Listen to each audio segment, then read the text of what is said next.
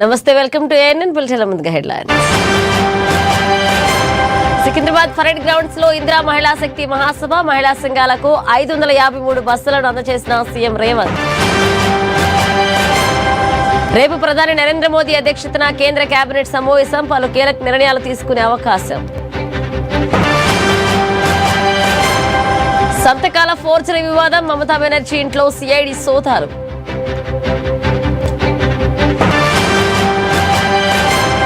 హైదరాబాద్ లోని పలు ప్రాంతాల్లో భారీ వర్షం, ఈదురుగాలులకు విద్యుత్ సరఫరాలో అంతరాయం.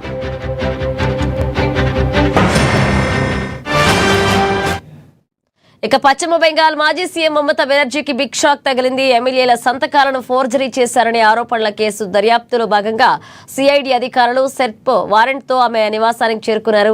ఇక అసెంబ్లీ స్పీకర్ రవీంద్ర బోస్ కు పంపిన ఒక అధికారిక లేఖలో పార్టీ ఎమ్మెల్యేల నకిలీ సంతకాలను ఉపయోగించారనే ఆరోపణలపై సిఐడి బృందం విచారణ జరుపుతుంది. ఇక ఆ లేఖలో శోభన్ దేవ్ చట్టోపాధ్యాయను ప్రతిపక్ష నాయకుడిగా ఎంపిక చేయడానికి ఎమ్మెల్యేలందరూ మద్దతు ఇస్తున్నట్లుగా పేర్కొన్నారు. అయితే ఈ లేఖలోని సంతకాల ఫోర్జరీ అంటూ ఆరోపణలు రావడంతో ఈ కేసు నమోదైంది.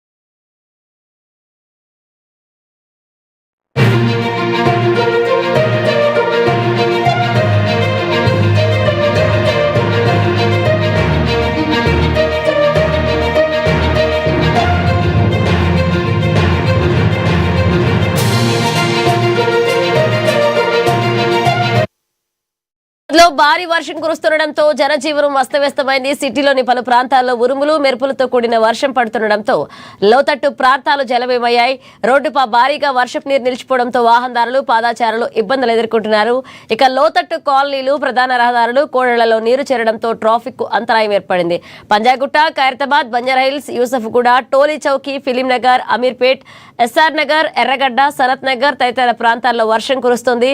ఇక పలు ప్రాంతాల్లో వాహనాలు నెమ్మదిగా సాగుతుండగా కొన్ని చోట్ల ట్రాఫిక్ జామ్ ఏర్పడింది.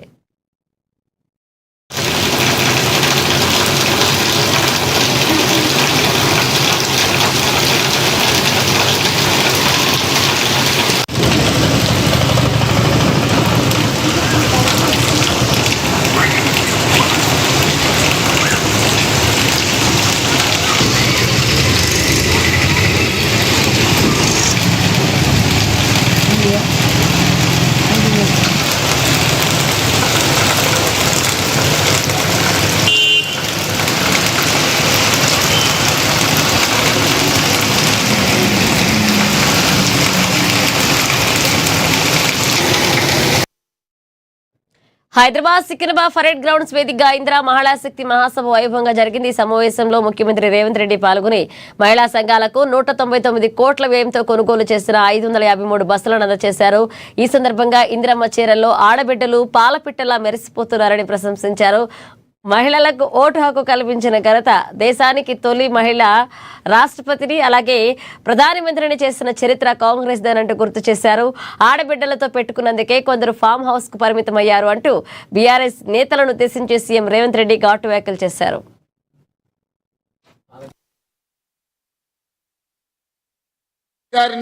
అదే విధంగా సికింద్రాబాద్ కంటోన్మెంట్ శాసన సభ్యులు ఈ ప్రాంతం వారి నియోజకవర్గ పరిధిలోనే వస్తుంది.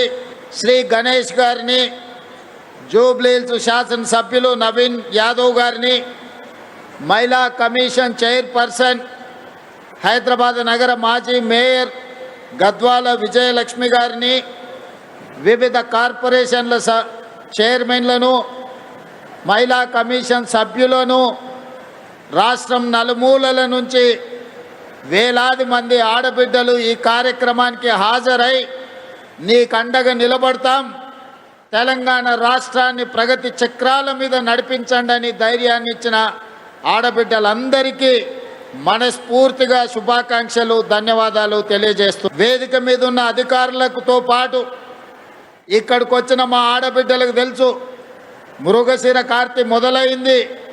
మృగశిర కార్తె మొదలైందంటే వ్యవసాయ పనిముట్లు వ్యవసాయానికి సమాయత్తమవుతాం. ఈ వ్యవసాయానికి ప్రాణవాయువే మా ఆడబిడ్డలు.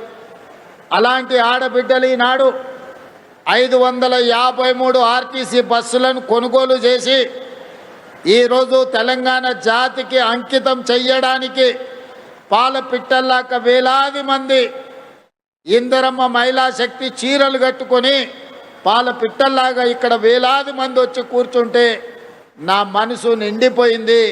దసరా పండుగ చేసుకున్నట్టుగా నాకు ఆనందంగా ఉంది. భారతీయ సమాజం గురించి నేను మా అక్కలకు మా చెల్లెళ్ళకు నేను చెప్పాలి.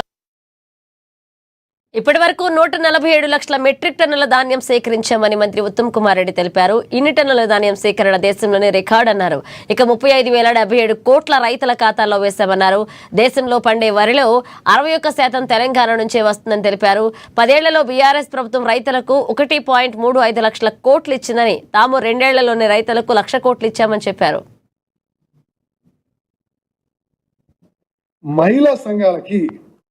మహిళా సంఘాల ద్వారా 53 లక్షల మెట్రిక్ టన్నులు కొనుగోలు చేసి వాళ్ళకి 171 కోట్ల రూపాయలు ఈ ఒక్క పంటలో మరి మహిళా సంఘాలకు ఇవ్వడం జరిగింది. అదేవిధంగా ప్రైమరీ అగ్రికల్చర్ కోఆపరేటివ్ సొసైటీకి వారి ద్వారా 90 లక్షల మెట్రిక్ టన్నులు కొనుగోలు చేసి 287 కోట్ల రూపాయలు వాళ్ళ కమిషన్ ఇవ్వడం జరిగింది. మొత్తం రాష్ట్రంలో 147 లక్షల మెట్రిక్ టన్నుల మరి కొనుగోలు చేస్తే 470 కోట్ల రూపాయలు మరి మా డిపార్ట్మెంట్ వాళ్ళకి కమిషన్ ఇవ్వడం జరిగింది.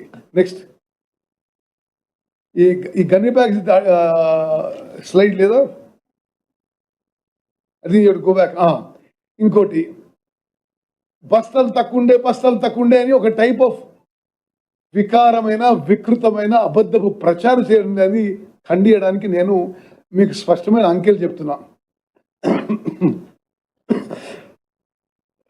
సారీ.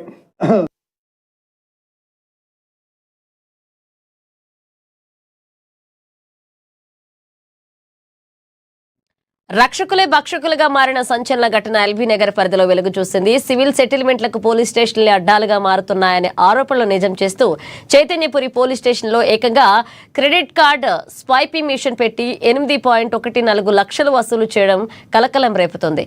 ఒక ఏసీపీ స్థాయి ఉన్నతాధికారి సమక్షంలోనే ఈ దందా జరిగినట్లుగా బాధితులు Malkajgiri police commissioner LB Nagar డీసీపీలకు ఫిర్యాదు చేశారు. ఇక మాజీ సైనికుడు ఎన్ఆర్ఐ అయిన తమను బెదిరించి లాకప్ ముందు కూర్చోబెట్టి మరీ డబ్బులు లాక్కున్నారంటూ బాధితులు ఆవేదన వ్యక్తం చేస్తున్నారు. చైతన్యపురి ఎస్ఐ వెంకటయ్య ఏసీపీ కృష్ణయ్యలపై చర్యలు తీసుకోవాలంటూ బాధితులు కోరారు. నా పేరు నరేందర్ అండి.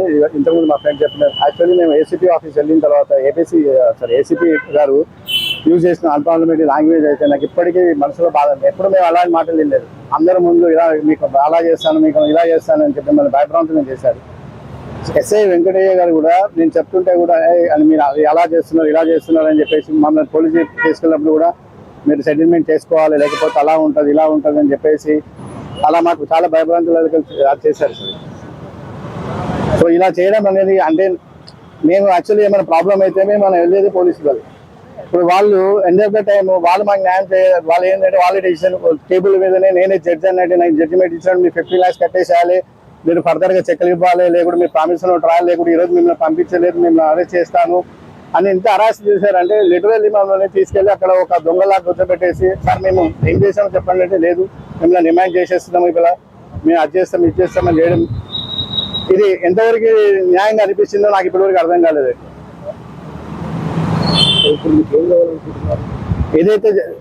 ఏదైతే వాళ్ళు చేసిరో అది చట్టపరంగా కరెక్ట్ కాదండి. ఎందుకంటే మా దగ్గర బలవంతంగా ప్రామిషన్ నోట్లు చెక్కులు రాపించి స్వైపింగ్ మిషన్ ద్వారా amount with primary Chaitanyapuri police station లో చేయించడము అది ఎంతవరకు న్యాయం అండి. అది మాది మేము అందుకని అయితే దాని తర్వాత ఫస్ట్ మేము ఇనిషియల్లీ వీసా ప్రాసెసింగ్ కోసము వర్క్ చేద్దామని అనుకున్నాము. సెప్టెంబర్ లోపల ఏమైందంటే హరీష్ ఒక నల్లి సుజాత అని ఒక మేడం తీసుకొని వచ్చారు మా ఆఫీస్కి. అయితే వాళ్ళు ఇనిషియల్లీ ఫ్రెండ్స్ వాళ్ళు ఒకరికొకరు తెలుసు. ఆమె మేడంకి ఇక్కడ చైతన్యపురి నగర్లో ఆఫీస్ ఉంది, ఆమె దగ్గర క్యాండిడేట్స్ చాలా మంది ఉన్నారు ఇట్లా వీసా ప్రాసెసింగ్స్ కి మనము చేద్దాము అంటే మేము సరే ప్రాసెస్ చేద్దామని అనుకున్నాం. సో స్టార్టింగ్ మేడం మా బిజినెస్ అకౌంట్ కి 6 lakhs చేంజ్ పంపించారు. మేము హరీష్ ఎవరైతే వాళ్ళ కాంటాక్ట్ ఉందో యూరోప్ లోపల వాళ్ళకి అకౌంట్ ట్రాన్స్ఫర్ చేసేసాం. చేసిన తర్వాత 2 months 3 months అవుతుంది, ఆ ప్రోగ్రెస్ ఏం తెలియట్లేదు. హరీష్ని అడిగితే అవుతుందన్నా అని అన్నాడు, కానీ ఏమి డీటెయిల్స్ చెప్పలేదు. ఇక మాకు డౌట్ వస్తుంది, ఏం అవుతలేదు, ఎందుకు వచ్చింది అనవసరంగా హెడ్ఏక్ పెట్టుకోవడము. ఎందుకంటే నేను ఒక ఎక్స్ డిఫెన్స్ ఎంప్లాయీని, తను కూడా ఎన్ఆర్ఐ ఉండి వచ్చాడు. సో ఇలాంటి టెన్షన్ పెట్టుకో మనకు అనవసరం అని మేడం ఒకసారి పిలిచాం. సుజాత మేడం ఆఫీస్ పిలిచి చెప్పేసాం, మేడం ఈ వీసా ప్రాసెసింగ్ ఐడి అనపడట్లేదు, మేమైతే చేయదలుచుకోలేదు, మీ అమౌంట్ ఏదో మీకు రిటర్న్ చేసేస్తాము అని అంటే ఆ మేడం అన్నారు సరేలేండి నేను హరీష్తో మాట్లాడుకుని మేము చూసుకుంటాము, వదిలేసేయండి నేను చూసుకుంటాను అన్నారు. దాని తర్వాత హరీష్ కూడా ఈ విషయం చెప్పాం. హరీష్ వీసా ప్రాసెసింగ్ మన తోట అయితలేదు, మాకు వద్దు, నువ్వేం చేసుకుంటావు చేస్తూ ఏదైతే ఇవి ఉంటాయో పార్ట్నర్షిప్ గా చేద్దాం రీపీఎస్ లో. మేము అన్నాం సార్ మేము ఏం చేయలేదు అంటే ఆయన మీ పార్ట్నరే కదా, మీరు ఇది చేశారా అంటే అమౌంట్ పడే టైంకి మీ పార్ట్నర్ సార్, అమౌంట్ పడే టైంకి మా పార్ట్నర్ స్టార్టింగ్ అమౌంట్ మేము అది ఎప్పుడో ఆల్రెడీ దాంతో క్లియర్ చేసేసాము. మేడం కూడా ఆ విషయం క్లియర్లీ చెప్పాం. దాని తర్వాత సంగారెడ్డి జిల్లా పటాన్చెరు నియోజకవర్గంలో రోడ్డు విస్తరణ పనులు వివాదాస్పదంగా మారాయి. రామచంద్రాపురం బస్ డిపో నుంచి బీరంగూడ వరకు చేపట్టిన ప్రధాన రహదారి విస్తరణ పనులను బీహెచ్ఎల్ ఉన్నతాధికారులు అడ్డుకోవడంపై స్థానికులు ఆగ్రహం వ్యక్తం చేస్తున్నారు. గత 60 ఏళ్లుగా ప్రజల వినియోగంలో ఉన్న ఈ రహదారిని ట్రాఫిక్ సమస్యల పరిష్కారం కోసం ఎమ్మెల్యే మైపాలారెడ్డి ఆధ్వర్యంలో విస్తరిస్తున్నారు. అయితే కాలువ పక్కన జరుగుతున్న ఈ పనులపై బీహెచ్ఎల్ అధికారులు అభ్యంతరం చెప్పడంతో పనులు నిలిచిపోయాయి. ప్రతిరోజు వందలాది వాహనాలు రాకపోకలు సాగించే ఈ కీలక మార్గంలో పనులను ఎలాంటి ఆటంకాలు లేకుండా కొనసాగించాలంటూ కాలనీ వాసులు స్థానికులు డిమాండ్ చేస్తున్నారు.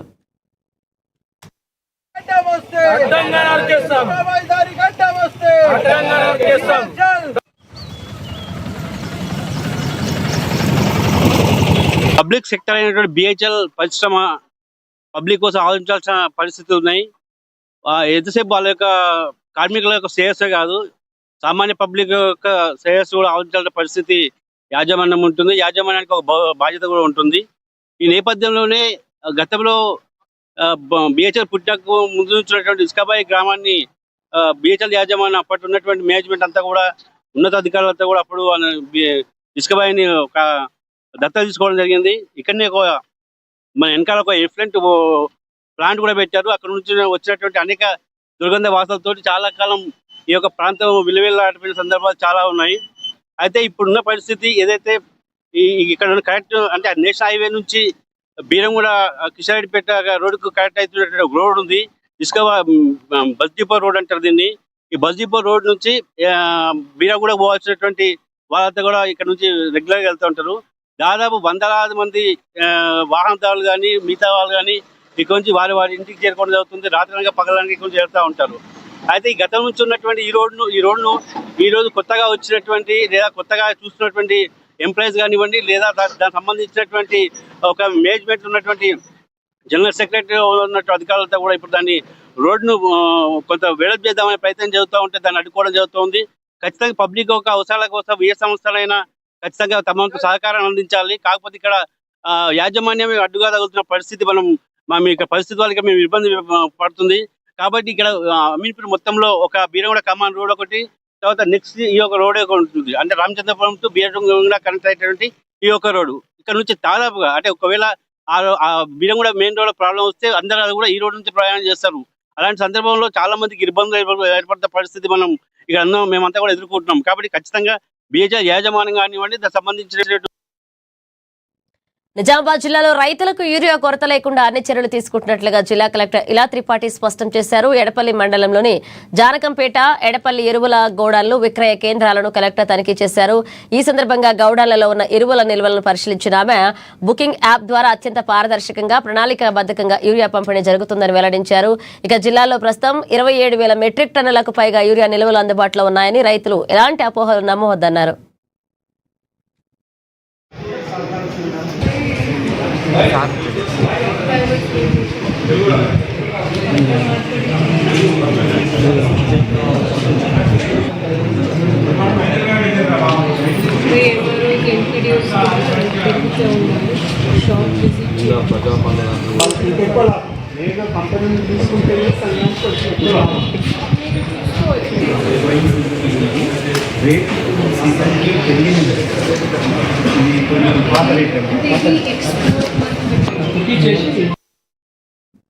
మెదక్ జిల్లాలో ప్రాథమిక విద్యా ప్రమాణాలను మెరుగుపరిచేందుకు కార్యాచరణ సిద్ధమైంది. ఫౌండేషనల్ లిటరసీ అండ్ న్యూమరసీ అమలులో ఎంఈఓలు, స్కూల్ కాంప్లెక్స్ హెచ్ఎంలదే కీలక పాత్ర అని జిల్లా కలెక్టర్ ప్రతిమా సింగ్ స్పష్టం చేశారు. ఇక కలెక్టరేట్లో 2026-27 విద్యా సంవత్సరానికి సంబంధించిన జిల్లా వార్షిక ప్రణాళిక వర్క్ షాప్ నిర్వహించారు.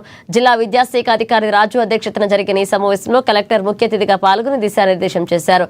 బేస్ లైన్ అసైన్మెంట్ ఫలితాల ఆధారంగా రాబోయే డిసెంబర్ నాటికి విద్యార్థుల్లో అభ్యసన సామర్థ్యాలను 100% పెంచాలని ఆదేశించారు.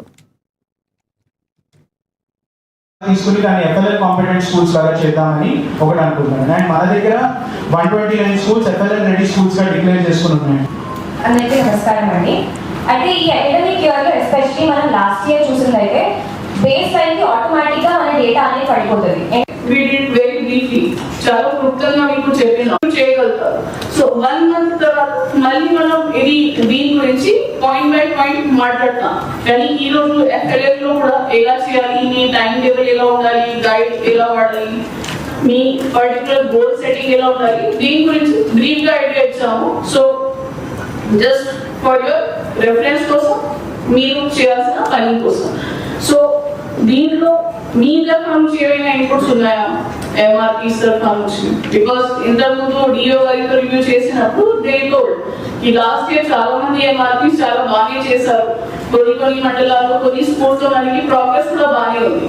కానీ జిల్లా వ్యాప్తంగా కొన్ని స్కూల్స్ మనకి అంత బాగానే ప్రోగ్రెస్ రాలేకపోయారు. కాబట్టి ఓవరాల్ ప్రోగ్రెస్ మనకి తగ్గించింది. సో ఈసారి కూడా we are focusing that as a district మనం యావరేజ్ అన్ని స్కూల్స్ లో అన్ని పిల్లలకి యాక్చువల్ గా వాళ్ళకి ఉన్న అండర్స్టాండింగ్ మీద మనం ఫోకస్ చేస్తున్నాము చేయగలుగుతారు. సో 1 month తర్వాత మళ్ళీ మనం దీని గురించి పాయింట్ బై పాయింట్ మాట్లాడతాం. అల్లూరు సీతారామరాజు జిల్లా పాడేరులో గిరిజాగృతి ప్రతిభా పురస్కారాల మహోత్సవం ఘనంగా నిర్వహించారు. 10వ తరగతి ఇంటర్మీడియట్ పరీక్షల్లో అత్యుత్తమ మార్కులు సాధించిన గిరిజన విద్యార్థులను ప్రోత్సహించేందుకు గిరిజాగృతి అసోసియేషన్ ఆధ్వర్యంలో ఈ కార్యక్రమం జరిగింది. కాఫీ హౌస్ లో ఏర్పాటు చేసిన ఈ వేడుకకు రాష్ట్ర జానపద కళల చైర్మన్ వంపూరి గంగులయ్య ముఖ్య అతిథిగా హాజరై మెరిట్ విద్యార్థులకు జ్ఞాపికలు, ప్రశంసా పత్రాలు అందజేశారు. ప్రతికూల పరిస్థితులను అధిగమించి గిరిజన విద్యార్థులు సాధించిన విజయం అభినందనీయమని ఆయన కొనియాడారు. అసోసియేషన్ చైర్మన్ మోరి సింహాచలం పర్యవేక్షణలో జరిగిన ఈ వేడుకకు నియోజకవర్గ నలుమూలల నుంచి విద్యార్థుల తల్లిదండ్రులు తరలివచ్చారు.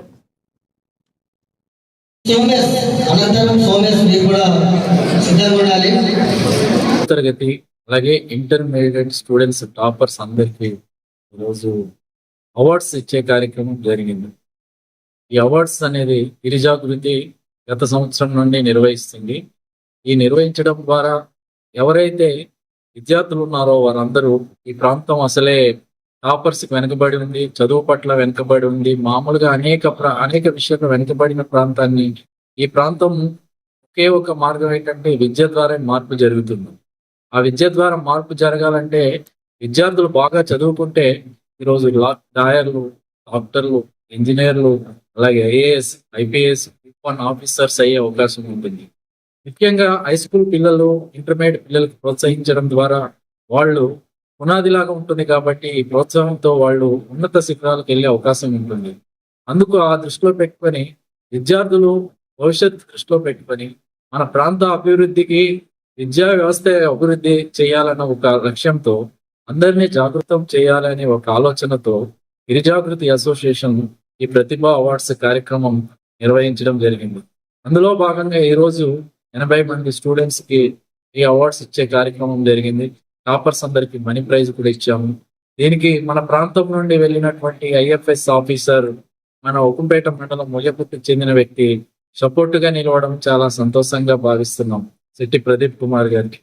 అలాగే ఇంకా ముందుకు వచ్చి పెద్దవాళ్ళు ఎవరెవరు ఉన్నతమైన ఉన్నారో వాళ్ళందరూ సపోర్ట్ చేస్తే మన ప్రాంతంలో విద్యా వ్యవస్థ అభివృద్ధి చేసి యువకులు మెయిన్ ఈరోజు చెడు వ్యసనాలకు దూరంగా ఉండి మంచి జాబ్స్, మంచి ఉద్యోగం, మంచి వ్యాపారానికి సెటిల్ అవ్వడానికి అవకాశం ఉంటుందని ఈ సందర్భంగా నేను భావిస్తున్నాను. ఆ ఉద్దేశంతోనే ఈరోజు ఈ యొక్క అవార్డ్స్ కార్యక్రమం ఏర్పాటు చేశాం. అందులో విద్యార్థులు చాలా హ్యాపీగా ఫీల్ అయ్యారు. యావత్ అల్లూరు జిల్లాకు సంబంధించినటువంటి 10th క్లాస్కి, ఇంటర్మీడియట్కి మొదటి ర్యాంక్ వచ్చిన వాళ్ళకి, జిల్లా ర్యాంక్ వచ్చిన వాళ్ళకి, స్టేట్ ర్యాంక్ వచ్చినట్టు విద్యార్థులు గుర్తించి అనేక మందికి గిరిజాగృతి అసోసియేషన్ వారు మరి ప్రతిభ అవార్డ్స్ ఇవ్వడము, నగదు రూపంలో సహకారం చేయడము, వాళ్ళకి మెరిట్ సర్టిఫికేట్స్ ఇవ్వడము, ఆ రకంగా మెమోంటోలు ఇవ్వడం వంటి అనేక వినూత్నమైన కార్యక్రమాల ద్వారా వాళ్ళకి ప్రోత్సహిస్తున్న విధానం చాలా ఆదర్శప్రాయం అని చెప్పేసి సందర్భంగా తెలియజేస్తూ ఉన్నాను. ఈరోజు కార్పొరేట్ సంస్థలకి సంబంధం లేకుండా కార్పొరేట్ కళాశాలలకు లేదనుకుంటే కార్పొరేట్ స్కూల్స్లో చదివి మరి ప్రతిభ కనబరచడం వేరు. ప్రభుత్వ కళాశాలలు, ప్రభుత్వ స్కూల్స్లోనే చదివి 1000కి 980 మార్కులు, 990 మార్కులు వంటి మార్కులు సాధించడం అనేది ఇక్కడ గొప్ప విషయం. ఎందుకంటే అటువంటి ప్రతిభ ఉన్నటువంటి ఆనిముత్యాలని గుర్తించి ఈరోజు గిరిజాగృతి అసోసియేషన్ వారు మరి ప్రోత్సహిస్తున్న విధానం చూసి అందుకే వాళ్ళు పిలువగానే వచ్చి గడిచిన 7 సంవత్సరాల కాలం నుంచి అనేక రకాలుగా వాళ్ళు సేవా కార్యక్రమాలు చేస్తూ ఉన్నారు. ఎన్ని రకాల సేవా కార్యక్రమాలు చేస్తున్నా కూడా అన్ని సేవా కార్యక్రమాల్లో ఉత్తమమైనటువంటిది, ఉన్నతమైనటువంటిది ఈ విద్యా కార్యక్రమం. కాబట్టి విద్య ఉన్నటువంటి వాళ్ళు ఏదైనా సాధించగలుగుతారు. కాబట్టి ఉన్నతమైన విద్యను అభ్యసించడానికి వాళ్ళకి ప్రోత్సహిస్తున్నందుకు ప్రత్యేకంగా గిరిజాగృతి అసోసియేషన్ వారికి మనస్ఫూర్తిగా నేను అభినందనలు తెలియజేస్తా ఉన్నాను.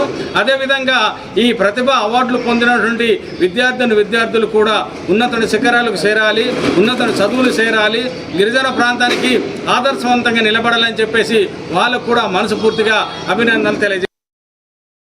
హైదరాబాద్ మల్లాపూర్ నియోజకవర్గ పరిధిలోని ప్రజల దశాబ్దాల కళ నెరవేరబోతుంది. మల్లాపూర్ డివిజన్లో సుమారు 37 కోట్ల రూపాయల భారీ వ్యయంతో 100 పడకల ప్రభుత్వ ఆసుపత్రిని నిధుల మంజూరు చేయడమే కాకుండా పనులను సైతం ప్రారంభించడంపై స్థానికంగా హర్షాతిరేకలు వ్యక్తమవుతున్నాయి. పేద ప్రజల ఆరోగ్య భద్రతకు పెద్దపీట వేస్తూ ప్రభుత్వం తీసుకున్న ఈ నిర్ణయానికి కృతజ్ఞతగా మల్లాపూర్ డివిజన్ కాంగ్రెస్ పార్టీ నాయకులు, కార్యకర్తలు ఎలిఫెంట్ సర్కిల్ వద్ద సీఎం రేవంత్ రెడ్డి చిత్రపటానికి క్షీరాభిషేకం చేశారు.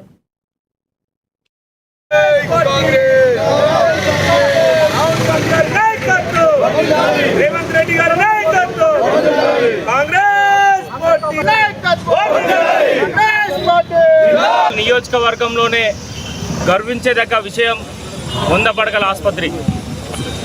గత పాలకులు మాట్లాడినారు, ఏదైతే బీఆర్ఎస్ పార్టీ గతంలో 100 పడకల ఆసుపత్రిని మేము మంజూరు చేసినాం, దాన్ని ముఖ్యమంత్రి గారు అమలు చేసిరని చెప్తా ఉన్నారు. అయ్యా 2.5 సంవత్సరాలు అవుతుంది. ఆనాడు మీరు చేసింది బస్తీ దవాఖానాలు, ఒక బెడ్, ఒక డాక్టర్, ఒక అటెండర్.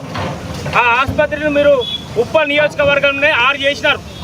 ఇవాళ ఉప్పల్ నియోజకవర్గంలో మా రేవంత్ అన్న సర్కార్లో ప్రజా పాలనలో 100 పడకల ఆసుపత్రికి 37 కోట్ల 50 లక్షల రూపాయలు మా ముఖ్యమంత్రి కేటాయించిండు.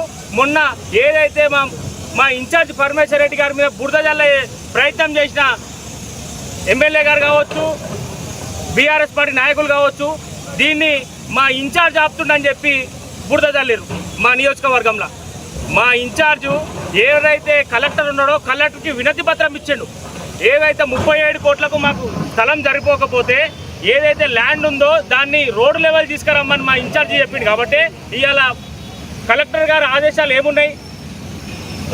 ప్రజా పాలన అనేది ప్రజల వద్దనే పాలన ప్రభుత్వం. ప్రజలకు ఏదైతే అవసరం పడుతుందో దాన్ని ఖచ్చితంగా. ఎందుకంటే గతంలో రేవంత్ అన్న గారు చెప్పినట్టు చూసినాం మనము. కరోనా టైంలో మనం చూసినట్టయితే అప్పుడు పరిస్థితి బెడ్లు లేక చాలామంది చనిపోవడం మనము అప్పుడు చాలామంది మన సర్కిల్లోనే చాలామంది చనిపోవడం చూసినాము. అప్పుడున్న దృశ్య మన రేవంత్ అన్న గారు అప్పుడే ప్రభుత్వం మన కాంగ్రెస్ ప్రభుత్వం వస్తే ఏం చేసామో అని చెప్పి ఆ కరోనా టైంలో మనం అన్న ప్రణాళిక సిద్ధం చేయడం జరిగింది. దాంట్లోనే భాగంగా మనం మల్కాజ్గిరి కార్పొరేషన్ ఒక సపరేట్ కార్పొరేషన్ చేస్తూ మళ్ళీ వివిధ సర్కిళ్ళు చేస్తూ ఉత్తర్వులు జారీ చేసిన తర్వాత నుంచి మీరు అబ్జర్వ్ చేసినట్టయితే ప్రతి ఒక్క సర్కిల్లో ప్రతి ఒక్క డివిజన్లో అభివృద్ధి కార్యక్రమం అనేది రోజు రోజుకి పెరుగుతూనే ఉంది.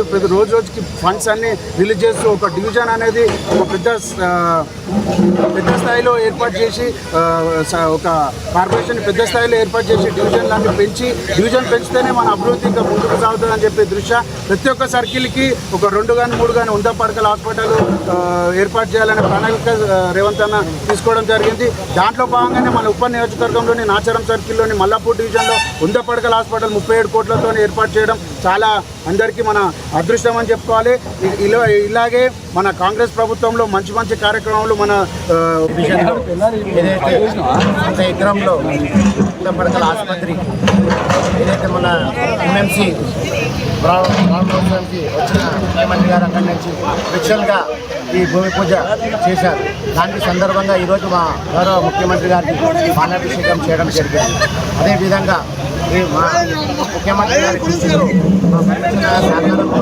మల్లాపురం డివిజన్ గత 10 సంవత్సరాల డెవలప్మెంట్ ఈ 2 సంవత్సరాలు చాలా బాగా జరుగుతుంది. అదేవిధంగా నేను ప్రజలకి కాదు మేము ఇచ్చింది అది మా రేవంత్ అన్న ఎప్పుడైతే పార్లమెంటు మన ఎంపీ ఉన్నారో అప్పుడు ఈ మన ఉప్పల్ కానీ 7 కాన్స్టిట్యూన్సీ తిరిగి ఇక్కడ ఉన్న సమస్యలన్నీ నాకు తెలుసు కాబట్టి వరాలు జల్లు కురిపిస్తున్నారు. అది కూడా మన రీసెంట్లీ మా ముఖ్యమంత్రి గారికి మేము మా మల్లాపురం పార్టీ కాంగ్రెస్ తరఫున సర్కిల్ తరఫున మా ప్రజలందరి తరఫున ధన్యవాదాలు తెలియజేసుకుంటున్నాం. రహదారి భద్రత ప్రతి ఒక్కరి బాధ్యత అని Pithapuram circle inspector G Srinivas అన్నారు. కాకినాడ జిల్లా ఎస్పీ బిందు మాధవ్ ఐపీఎస్ ఆదేశాల మేరకు పిఠాపురం పట్టణంలో హెల్మెట్లు ధరించండి, ప్రాణాలను కాపాడుకోండి అనే నినాదంతో భారీ అవగాహన సదస్సు, బైక్ ర్యాలీ చేపట్టారు. Kakinada sub divisional police officer Devaraj Manish Patil పర్యవేక్షణలో ఈ కార్యక్రమం జరిగింది. వేగం కన్నా ప్రాణం మిన్నా అని ద్విచక్ర వాహనదారులు తప్పనిసరిగా హెల్మెట్ ధరించాలని సందర్భంగా సీఐ శ్రీనివాస్ పిలుపునిచ్చారు.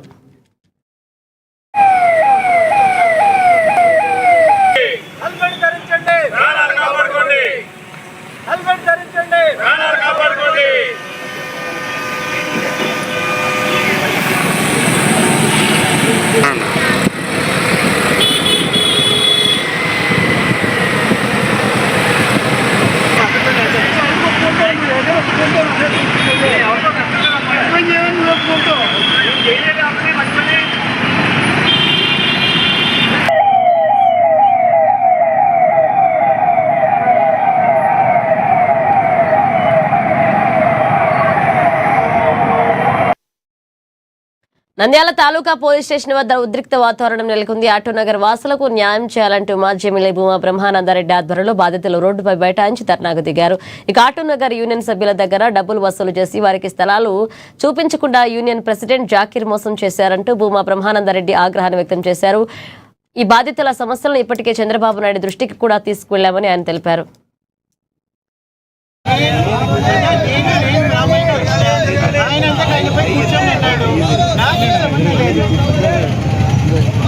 నేను ఎఫ్ఐఆర్లో ఏం కేసు పెట్టినారు? పెళ్లి కేసు పెట్టారా? ఈరోజు మమ్మల్ని ఎట్లా అరెస్ట్ చేస్తున్నారు? మరి ఆ రోజు అప్పుడు ఎట్లా అరెస్ట్ చేస్తారు? కేసులు కూడా లేకుండా మమ్మల్ని మీద తీసుకుపోయినా అదే పద్ధతులు ఇప్పుడు అడుగుతున్నాము.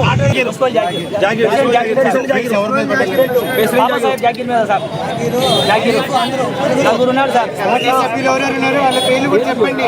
ప్రెసిడెంట్ వచ్చేసి Babasaheb Jagir sir, vice president వచ్చి మొహమ్మద్ హనీఫ్ సార్, ఇంకో ఆయన సార్. దాదాపు ఎంతమంది కార్మికులు ఉన్నారు? మేము వర్కులు సార్ మేము కట్టేది 35 మంది సార్. మేము 35 మంది కట్టినది దాదాపు మేము కట్టేది 36 లక్షలు అయినా సార్. ఆయన మాట్లాడే విధానం కూడా బాగాలేదు. ఆయన ఆయనపై కూర్చొని అన్నాడు. నేను ఎఫ్ఐఆర్లో ఏం కేసు పెట్టినారు? పెళ్లి కేసు పెట్టారా? ఈరోజు మమ్మల్ని ఎట్లా అరెస్ట్ చేస్తున్నారు? మరి ఆ రోజు అప్పుడు ఎట్లా అరెస్ట్ చేస్తారు? కేసులు కూడా లేకుండా మమ్మల్ని మీద తీసుకుపోయినా అదే పద్ధతులు ఇప్పుడు అడుగుతున్నాము.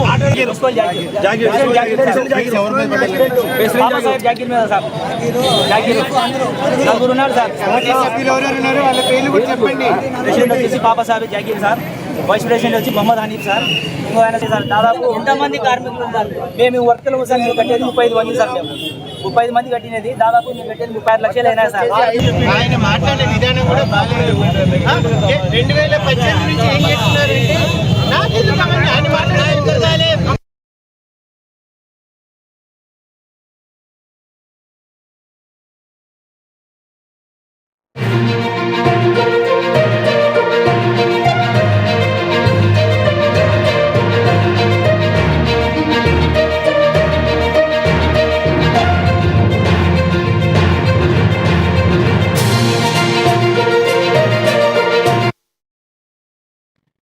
ఇక భద్రాద్రి కొత్తగూడెం జిల్లాలో రాజకీయంగా ఓ ఆసక్తికర పరిణామం చోటు చేసుకుంది.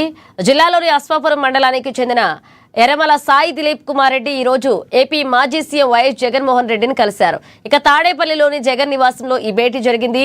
ఈ భేటీ సందర్భంగా ఒక ప్రత్యేక సన్నివేశం చోటు చేసుకుంది. ANN channel AP state incharge Erramala Kishore రెడ్డికి మాజీ సీఎం వైఎస్ జగన్ స్వయంగా వీడియో కాల్ చేసి మాట్లాడారు. ఇక కిషోర్ రెడ్డి ఆరోగ్య పరిస్థితిపై ఆరా తీసిన జగన్ ఆయనను త్వరలో వ్యక్తిగతంగా వచ్చి కలవాల్సిందిగా సూచించారు. ప్రస్తుతం ఈ భేటీ మరియు వీడియో కాల్కు సంబంధించిన అంశాలు 2 తెలుగు రాష్ట్రాల్లో చర్చనీయాంశంగా మారాయి.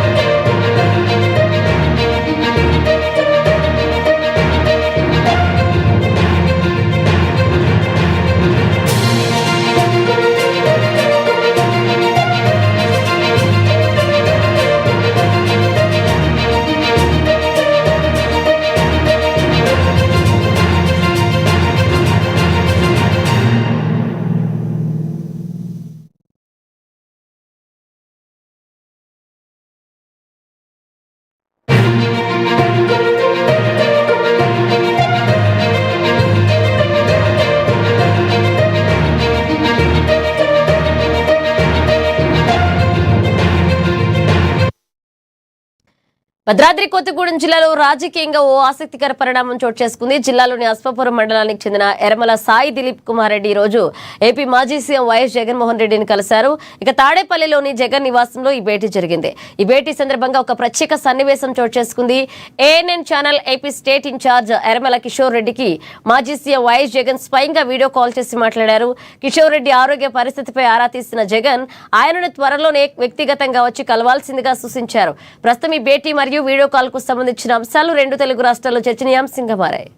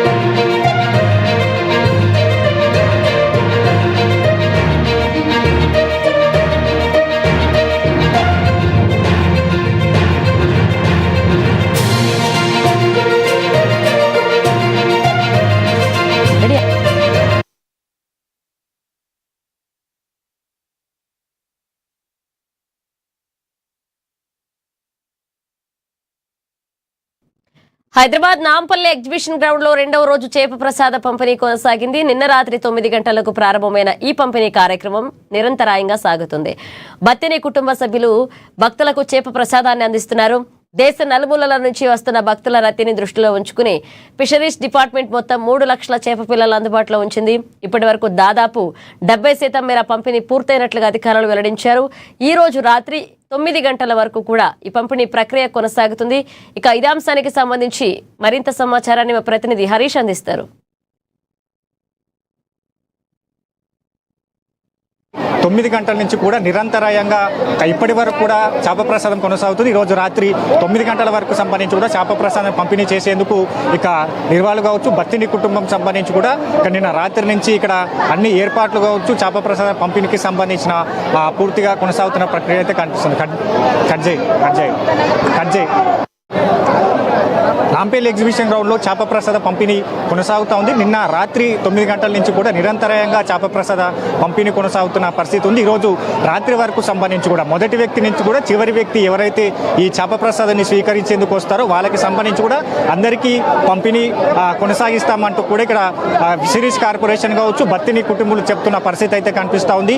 ప్రస్తుతం మనం నాంపల్లి ఎగ్జిబిషన్ గ్రౌండ్లో ఏదైతే చేప ప్రసాద పంపిణీకి సంబంధించి కూడా విజువల్స్లో చూడవచ్చు. ప్రధానంగా ఏదైతే ప్రతి ఏటా మృగశిర కార్తెకు సంబంధించి అస్తమా వ్యాధిగ్రస్తులకు సంబంధించి కూడా ఈ ప్రసాదాన్ని స్వీకరిస్తే ఉపశమనం కలుగుతుందన్నట్టుగా కూడా ఒక విశ్వాసం ఉంటుంది. దీనికి దేశవ్యాప్తంగా కూడా అన్ని రాష్ట్రాల నుంచి ప్రజలు తరలి వస్తూ ఉంటారు. ముఖ్యంగా 2 రోజుల పాటు ఈ చేప ప్రసాదానికి సంబంధించి కూడా వేసేందుకు బత్తిని కుటుంబం కావచ్చు, ఇక్కడ ఫిషరీస్ డిపార్ట్మెంట్ కావచ్చు, ఇక రాష్ట్ర అన్ని శాఖల సమన్వయంతో కొనసాగుతున్న పరిస్థితి అయితే కావచ్చు. ఎందుకంటే ఇక భారీ ఎత్తున లక్షలాది మందిగా తరలి వస్తారు. ముందు రోజే ఇక నాంపల్లి ఎగ్జిబిషన్ గ్రౌండ్కి చేరుకుంటారు. వారికి సంబంధించిన ఏర్పాట్లు కావచ్చు, వారికి సంబంధించిన కనీస సౌకర్యాలు కావచ్చు, వారికి సంబంధించిన ఫుడ్కి సంబంధించి కావచ్చు, అన్ని శాఖల సమన్వయంతో కొనసాగుతున్నది. ఇప్పటికీ 70% సంబంధించి కూడా చేప పందు ప్రసాద పంపిణీ పూర్తయినట్టుగా ఫిషరీస్ కార్పొరేషన్ చెప్తా ఉన్న పరిస్థితి అయితే కనిపిస్తూ ఉంది.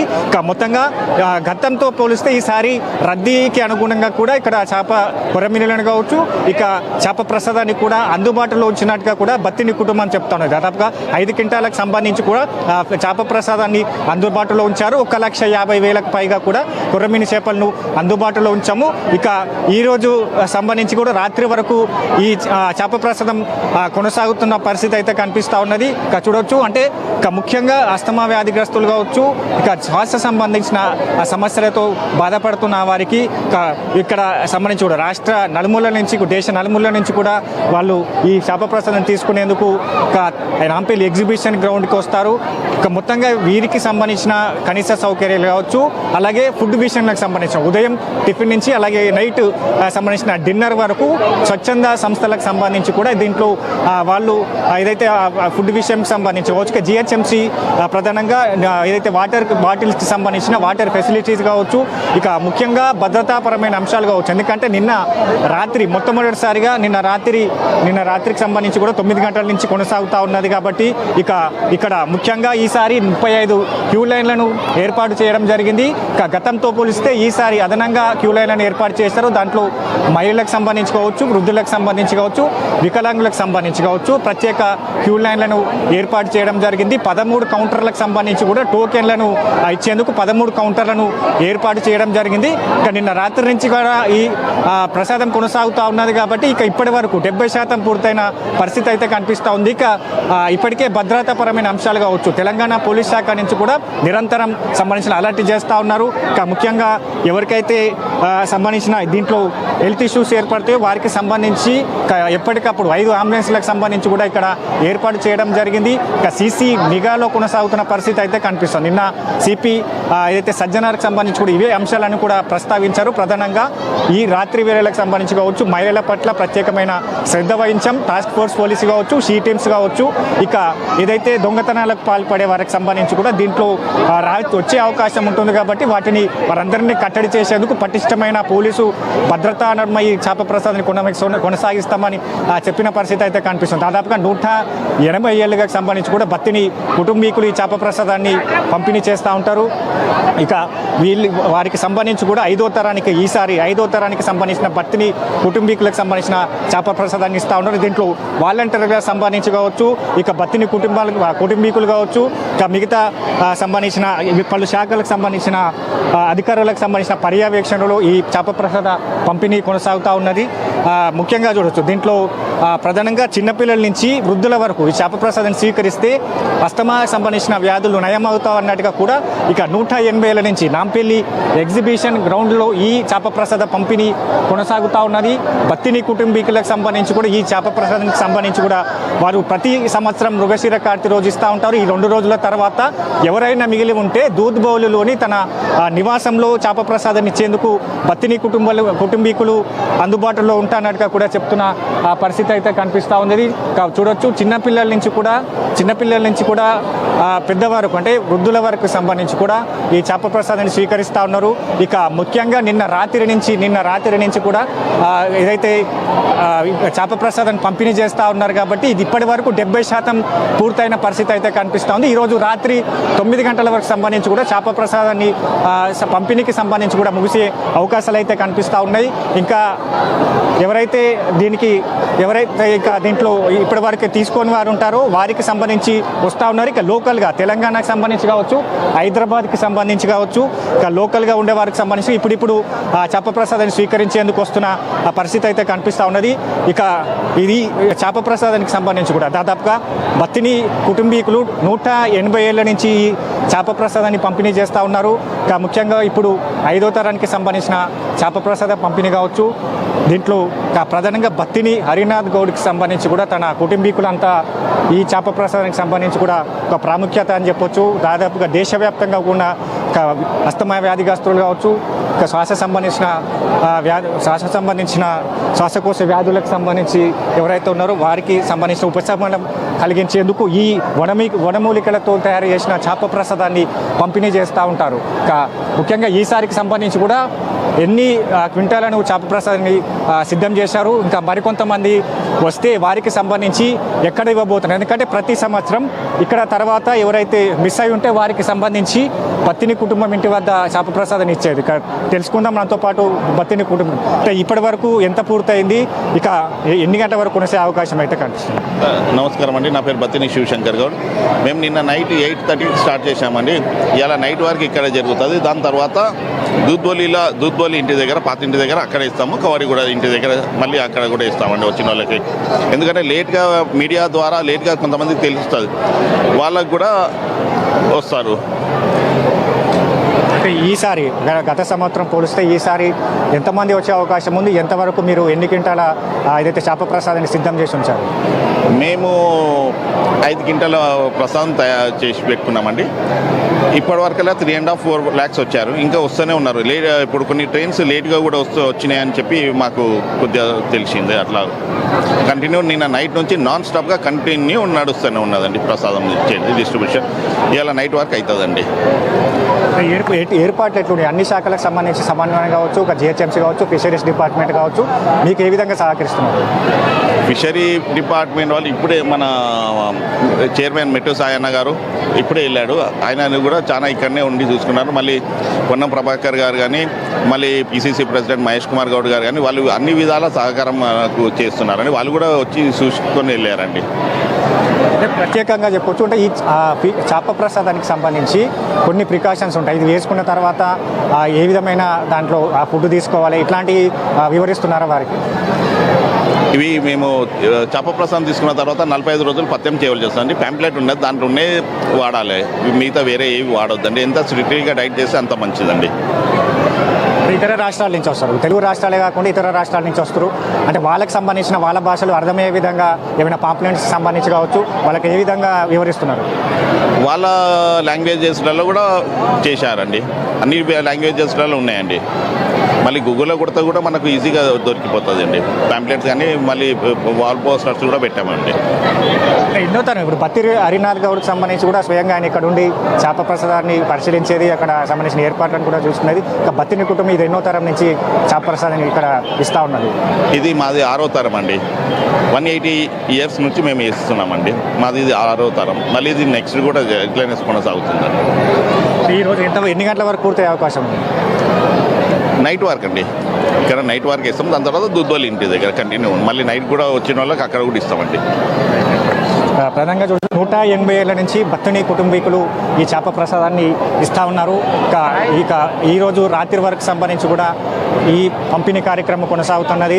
ఇక ఎవరైతే ఇక్కడ ఈరోజు మిస్ అయి ఉంటారో వాళ్ళకి సంబంధించి కూడా దూద్బౌలిలోని బత్తిని నివాసం వద్ద చేప ప్రసాదాన్ని ఇచ్చేందుకు బత్తిని కుటుంబీకులు సిద్ధంగా ఉంటారు. అన్ని శాఖల సమన్వయం కావచ్చు, ఇక ఫిషరీస్ డిపార్ట్మెంట్ కావచ్చు, మంత్రి పొన్నం ప్రభాకర్తో పాటుగా జిహెచ్ఎంసీ ఎలక్ట్రిసిటీ డిపార్ట్మెంట్ కావచ్చు, పోలీస్ శాఖ నుంచి కావచ్చు, ఇక అన్ని శాఖల సమన్వయంతో కూడా పంపిణీ సజావుగా కొనసాగుతుంది. ఈరోజు రాత్రి వరకు పంపిణీ ఉంటుంది. ఎవరైతే తీసుకొని వారు ఉంటారో వారు దూద్బౌలిలోని తన నివాసానికి రావాలని కూడా బత్తిని కుటుంబీకులు శివశంకర్ గౌడ్ చెప్తున్నారు. కెమెరా పర్సన్ లక్కీతో కలిసి Harish, ANN news, exhibition ground నుంచి.